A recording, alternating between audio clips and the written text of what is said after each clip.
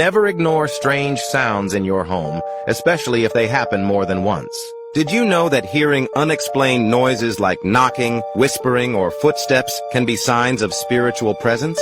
In many belief systems, sound is considered one of the easiest ways spirits can interact with the physical world. Knocking sounds, particularly in threes, are seen by some as warnings or even dark entities trying to gain attention.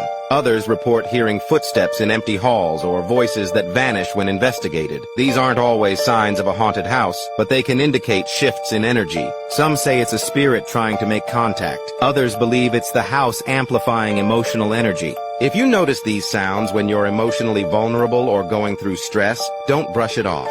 Cleanse the space with salt, incense, or sacred sound. Observe what time it happens and what you feel right before or after. If I were you, I wouldn't ignore these signs. Like and follow for more spiritual warnings, and send this to someone who always jokes about hearing things at night. Maybe what they're hearing isn't just the pipes or the wind. It could be something else trying to speak.